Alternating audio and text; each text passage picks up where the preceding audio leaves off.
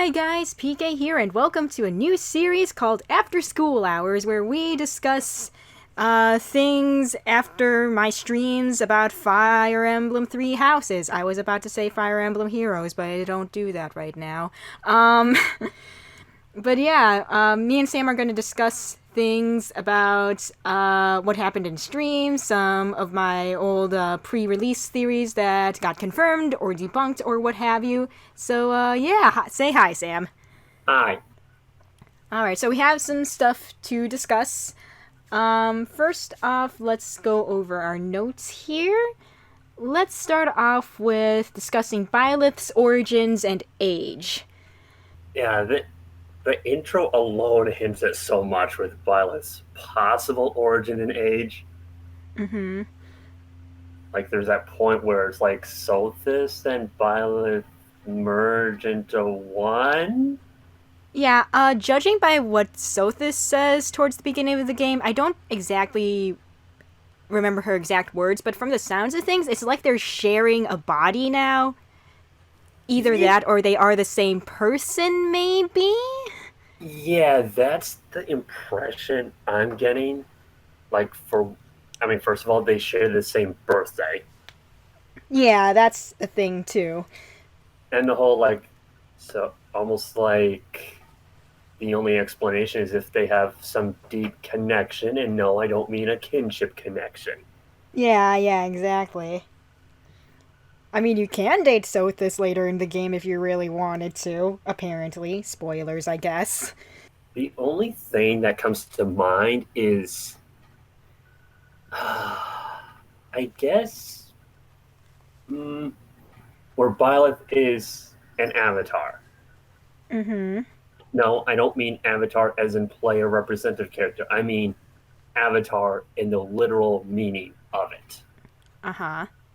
Like in those maybe movies or animes, etc., etc., etc., where like some demigod type being has an avatar that appears like in the human world and such, Uh-huh.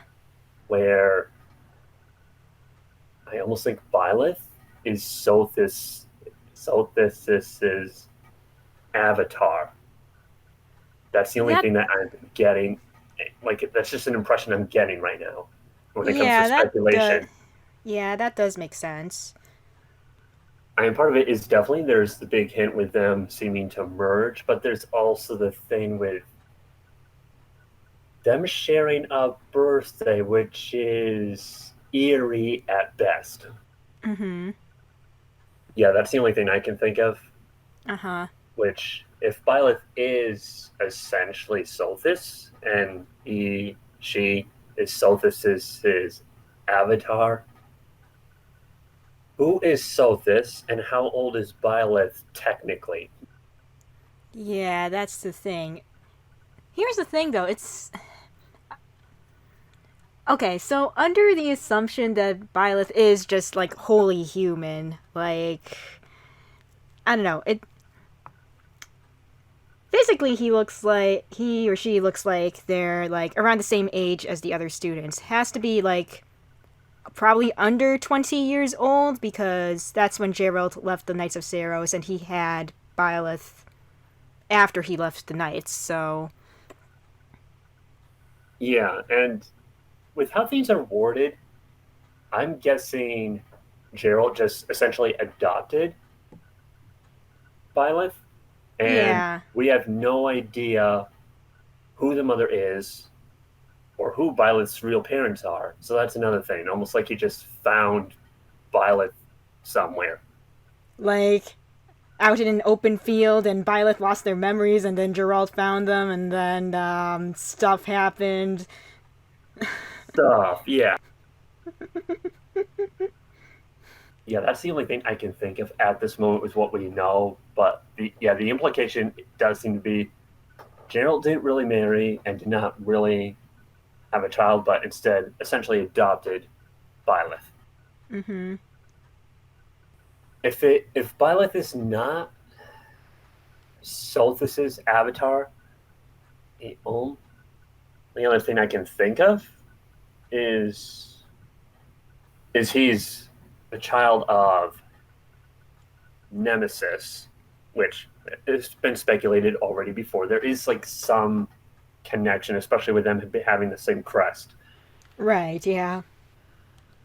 and was somehow, hmm,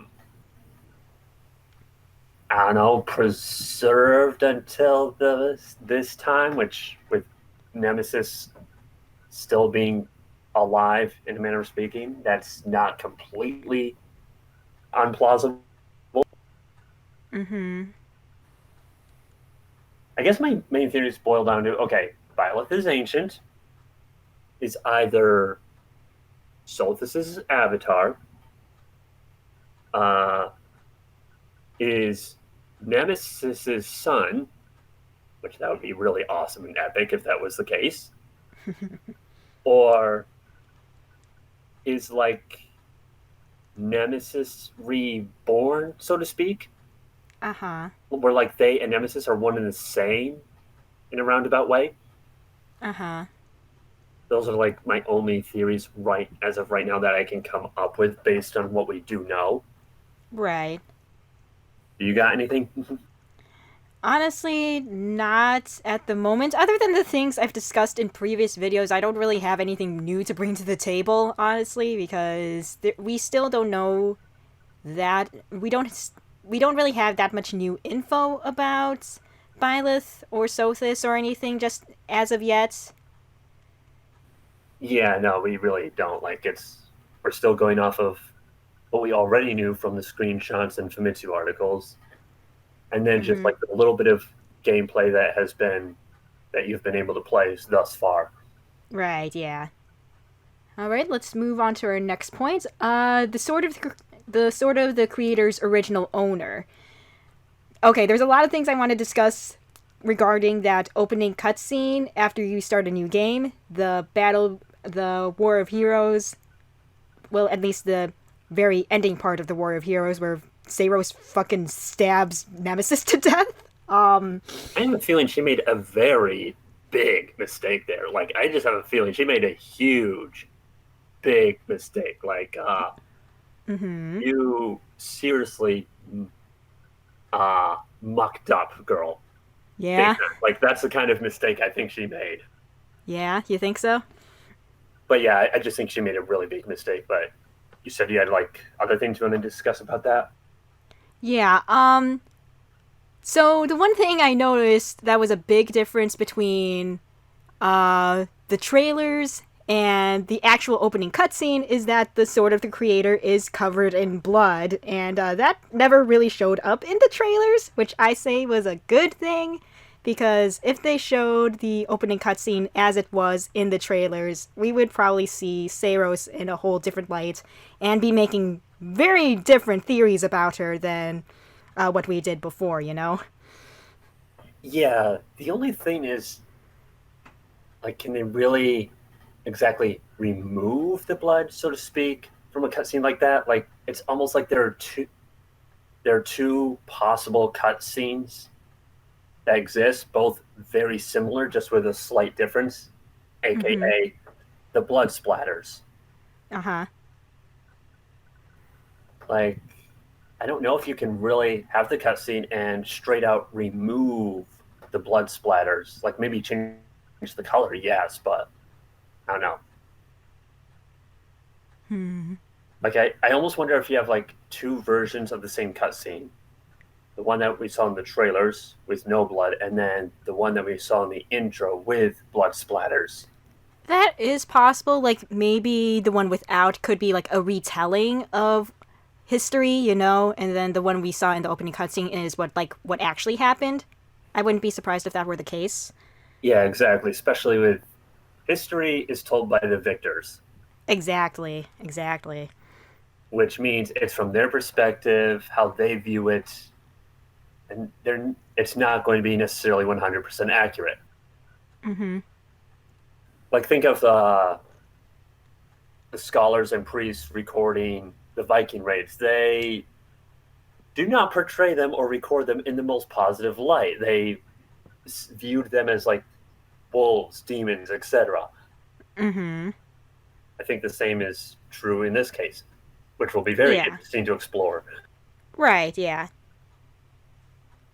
Also, speaking of the sword, the way that Seiros is lovingly caressing it, looks like I was completely wrong as to why. Looks like the sword probably originally belonged to her mother, apparently. I'm not completely convinced by that because I still really think Nemesis had to get the sword from someone. He probably got it from Sothis. Sothis probably Mm-hmm. gave the sword to Nemesis. Hmm. Here's the thing, though. Like, we've seen that weapons similar to the sword of the creator can be wielded by people who don't necessarily have the same crest that they're associated with, like with Edelgard and her axe in the post time skip art. It has a different crest than hers. Yeah, given this, I mean, it could have come from the mother, but if that's Saros, hmm, right now I just really still think that Nemesis got the sword from Sothis specifically, Mm-hmm. especially with, first of all, he bears the crest that Sothis has. The Sword of the Creator obviously has some really heavy lore significance, and Yes. I think the only way he could acquire the sword is if it was given to him and probably by Sothis. And we've also seen art with Sothis holding the sword, which again is why I think he got the sword from Sothis. Yeah. You know what? I completely forgot about that official art with Sothis and the sword. Yeah. Yeah, that does raise a good point. I mean, there certainly is something going on with Saros's mother. I'm not sure what, but as of right now, I don't think it's where Saros's mother was the original owner of the sword. Mm-hmm.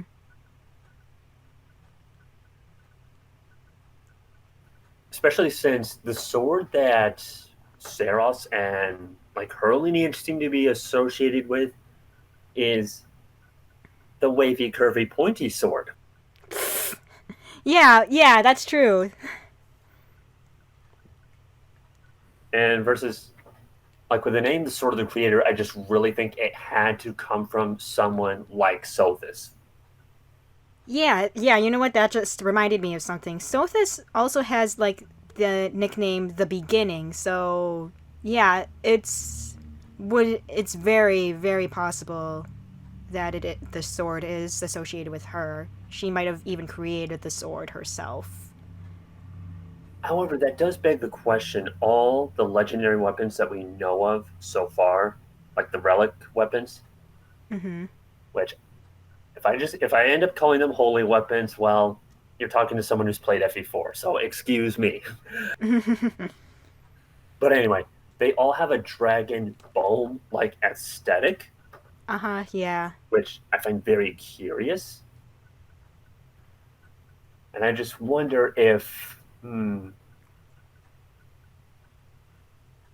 those dragon bone weapons have something to do with the white dragon that we know will appear at some point. Yeah. Yeah, I can see that happening, honestly.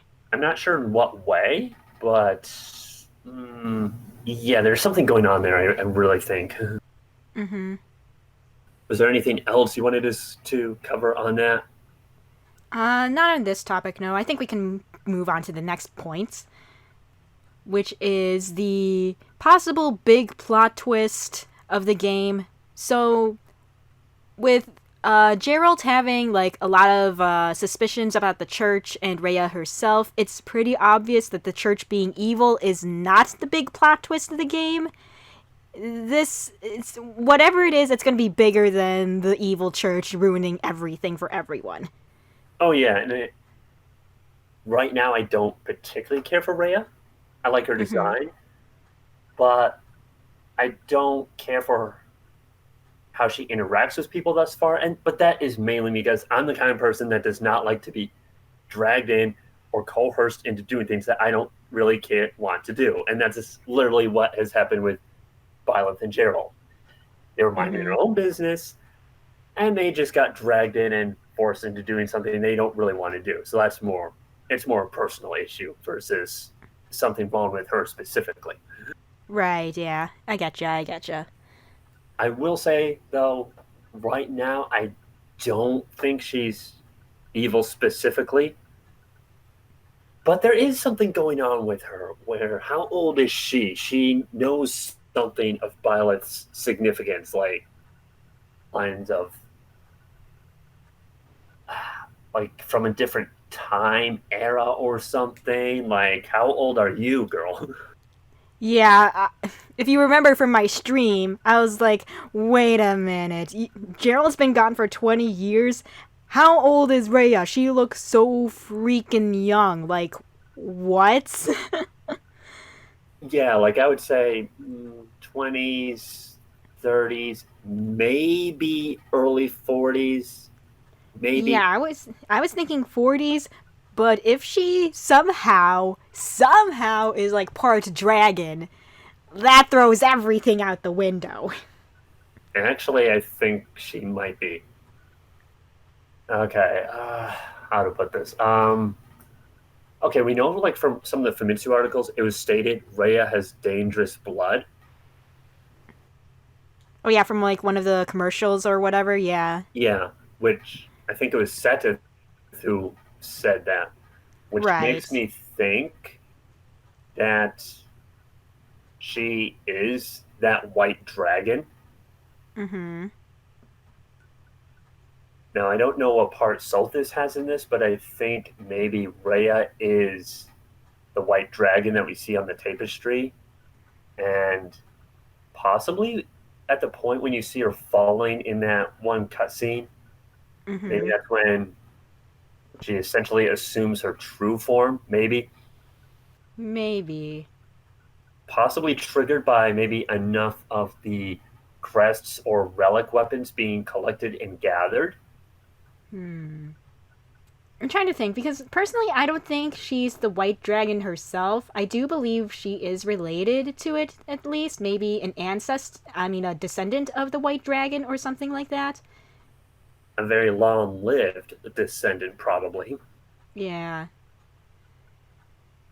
Somehow she knows of Byleth's significance. How? Why? Mhm. And I think, and you know how Sedith was raising objections to Byleth being accepted so soon, and honestly, very sound objections. Yeah, yeah, I can agree with that. It's almost like I don't know what comes to mind is the saying, "Keep your friends close and your enemies closer." Mhm. Where right now that's what I think is going on. She knows Byleth's significance and thus wants to keep him close, possibly under the control or influence of the church. I don't know her exact reasons, Uh-huh. but I don't think it's purely, oh, Byleth save the students. I have complete faith in him, blah, blah, blah, blah, blah.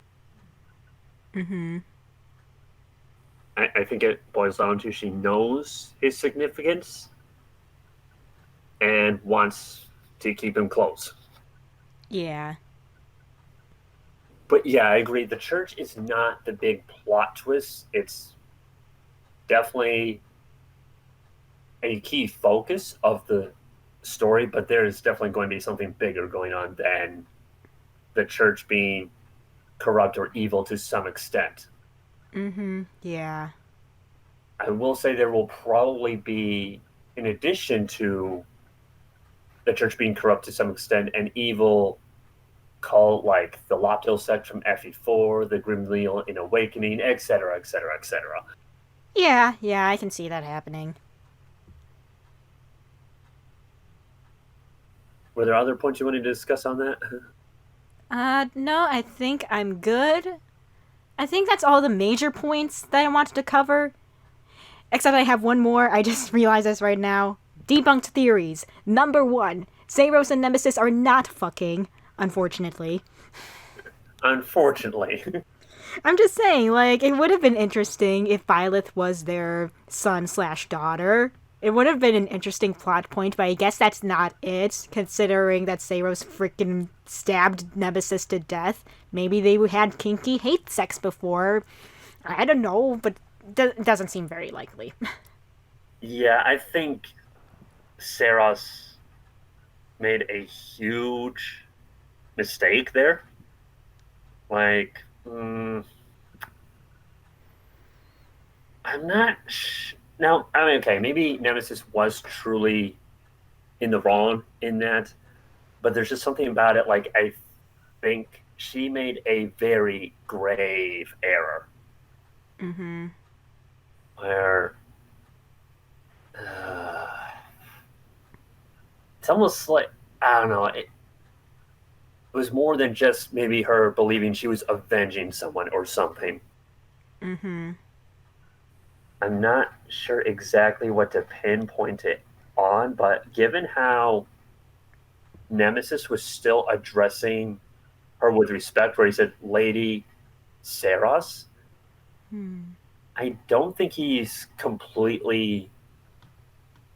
completely in the wrong in that plight or whatever was going. Mm-hmm. Like if you remember the cutscene, like he is still addressing her with respect, whereas she was just pure. She hated his guts, Mm-hmm. and I just find that interesting. Yeah. It's also interesting that we know he's still alive somehow. Yeah, yeah, judging by that one scene from one of the Japanese commercials. Yeah.